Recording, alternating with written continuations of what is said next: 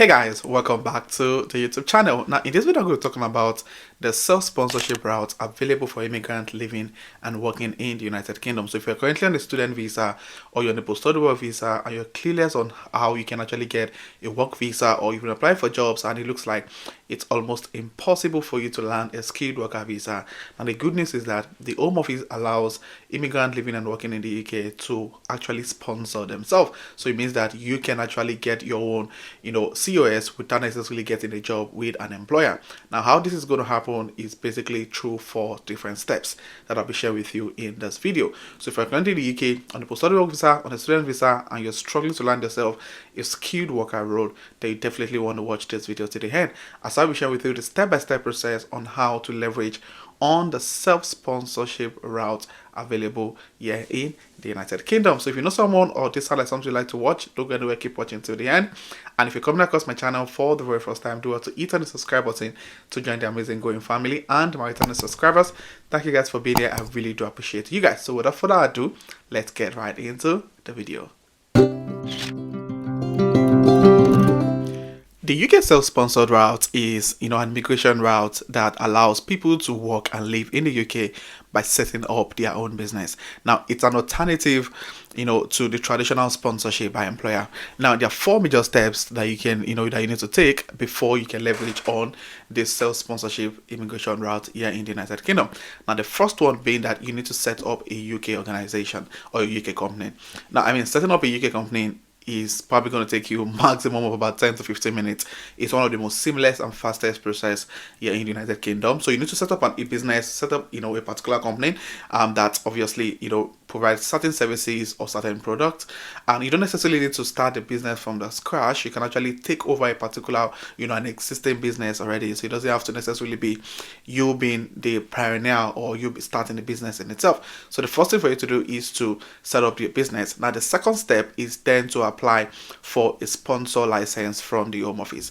Now before you can apply for a license to sponsor, it's very important to make sure that the business you're setting up, of course, is going to be a small business, and there are different kind of license that you can actually get from the Home Office. Now let's see what Gov.uk says about this information.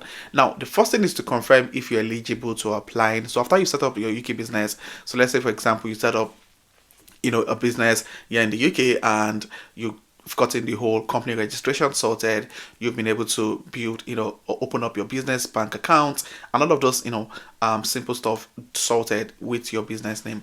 Now the next thing for you to do is, of course, I usually recommend that you run the business for a couple of months, generate enough income, make sure that the business is generating a reasonable amount in income before you then go ahead to apply for your license with the Home Office.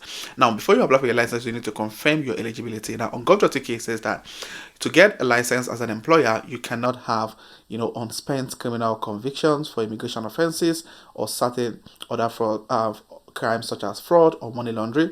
Also, you must not have had a sponsor license revoked in the last 12 months.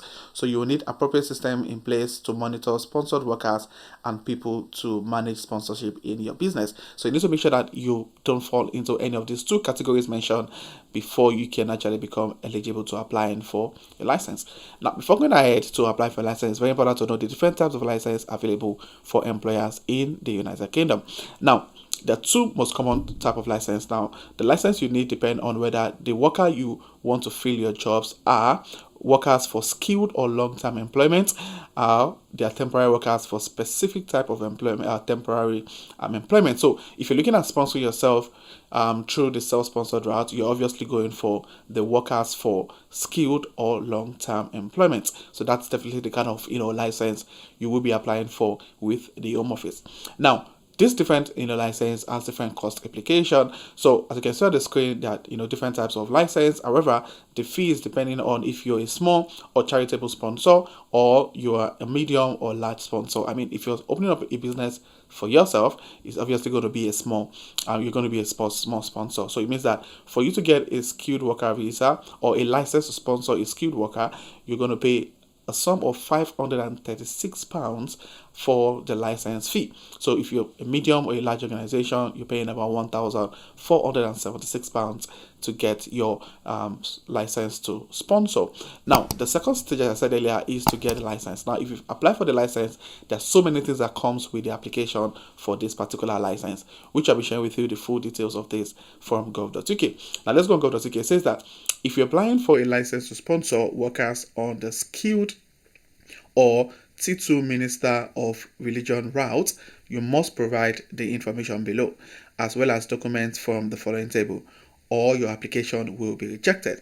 Now, you need to tell Home Office why you're applying for a sponsor license. You need to tell them why your business will require, professionals, and why do you actually need professionals to take up certain roles in your business, and they need sponsorship. So, for example, if you've got a business and you obviously sponsor yourself as a director in the organization or as a business manager, you must be able to prove to the Home Office why you actually needed to operate that particular business, and basically explain why you're applying for the sponsor license, why your business need to get the license. You also need to also explain what sector you operate in, and also what are your opening and operating hours. So having a business, of course, you need to put so many things in place, and you need to provide all of those documents to the Home Office. Now, you must also provide a current hierarchy chart detailing any owner, director, board members, and board members. If your business has 50 employees or fewer, you must list all employees and set out the names and title of all staff. Now, you must also tell the Home Office about the job you wish to fill and for which you intend to assign a certificate of sponsorship, which is a COS, including the following information of each of the job. So if I'm pushing out the business, let's say I've got a business today and I'm applying for a license to sponsor, and I've got a particular role, which is a business manager, which I'm trying to fill.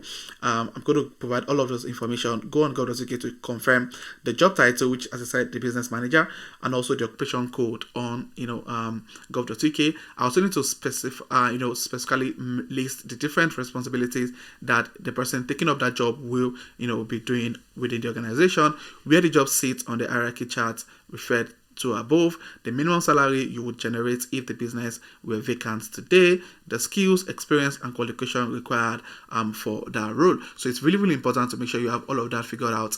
What you will be doing in the business as a worker, what your responsibility would be, the salary you'll be paying. And that's why I tell people, if you're setting up a business that you're also looking at getting a license for that business, the business must be generating enough income to be able to meet up with the salaries you're pushing out there. So for example, I'm saying the business manager in the organization will be earning, let's say, about £45,000, and on your company statement, on your company financial statement, the company is not even earning, doesn't even have a revenue of £10,000. So the question is, how do you plan meeting up with that particular, with those salaries that you claim you're giving or will be given to anyone taking up the road? So you need to, before you can apply for the license to sponsor, you also need to make sure that your business is running.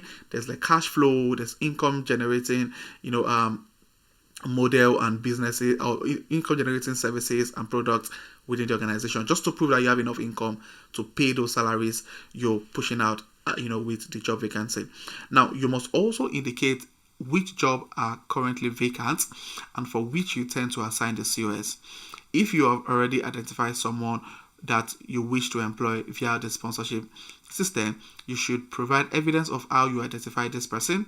If you identify this person as a result of recruitment process, you should include copies of advertisements placed to recruit for the job, details of any applicants, and where they were not suitable for the job. You should confirm whether the person is already working for you, and all of those interesting stuff. So if I'm sponsoring myself on the job, obviously I'm already working in the organization, I should be able to prove, provide documents to prove that I'm currently working on the job. For example, the salary that you're getting from the business yourself, information about, why you're an employee within the organization. So a lot of documents actually, needed for you to be able to sponsor yourself on the self-sponsored route.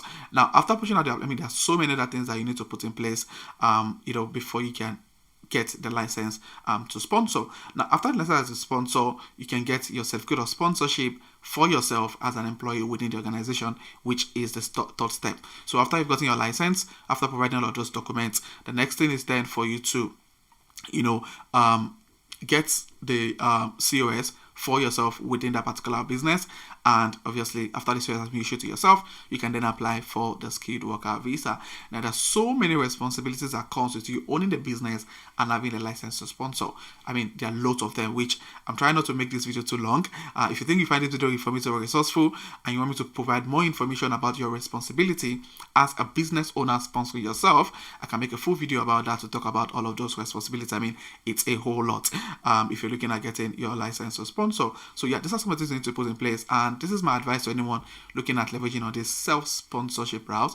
You need to make sure that your business you're applying for, the license to sponsor with, as a good income. I mean, income is something very important. Just for you to prove that the salary you're putting on that particular job you're pushing out there, your business can actually afford it, if that makes sense. So you need to make sure that you're able to build your business to that capacity before you look at applying for the license to sponsor. I hope you find this informative. If you have any questions, state those questions in the comment section. And if you have some personal questions that cannot be shared on this channel, click on the link in the description of this video to jump on a one-to-one session with me. We can have a detailed chat about what you're trying to achieve and what you need to actually achieve those things. If you're coming across this channel for the very first time, do it to hit on the subscribe button. On this channel, I share everything: immigration policies, transition into tech, and lifestyle vlog generally.